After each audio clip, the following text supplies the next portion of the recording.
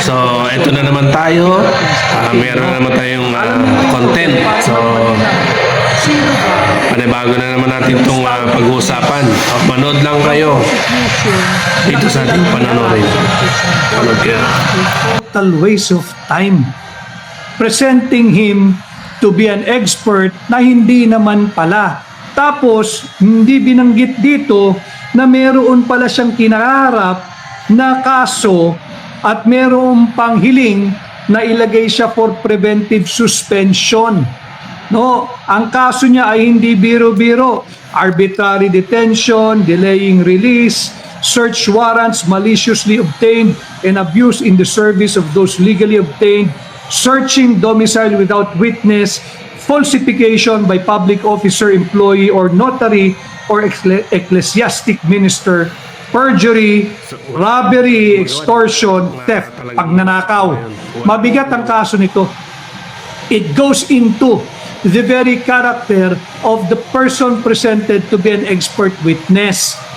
Na gustong palusutin na siya ay eksperto at yung kanyang testimonya kahapon ay nagkabutas-butas na.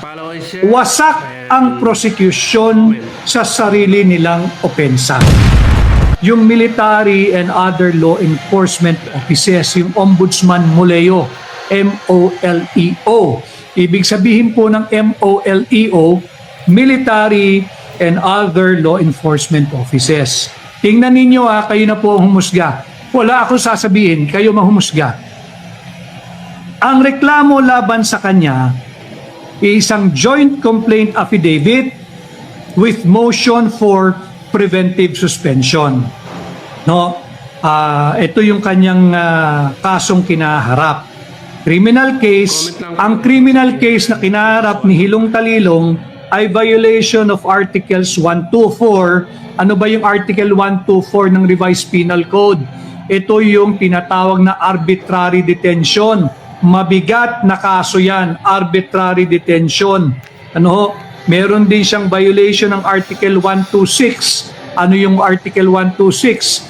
Delaying the release ng isang taong under detention at violation of Article 129.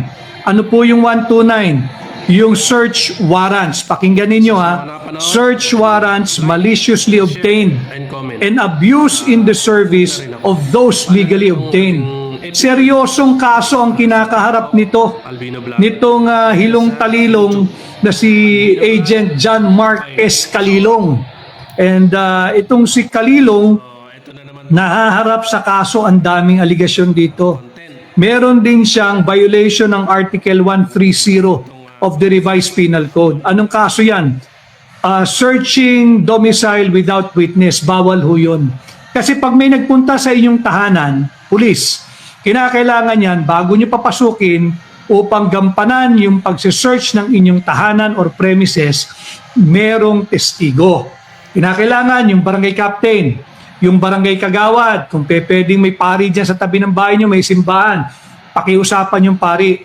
Kinakailangan mayroong testigo bukod doon sa magpapatupad ng search warrant. Bakit?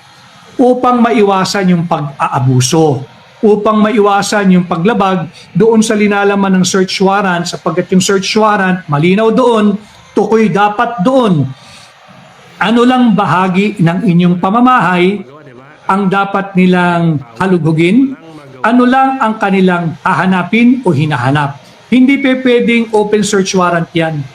Malinaw dapat sa search warrant, tukoy dapat yung lugar sa inyong opisina, sa inyong warehouse, sa inyong pamamahay, kung saan man kayo, kung ano lang ang kanilang hahalugugin at ano ba ang kanilang hahanapin. Kaya importante na may testigo dyan.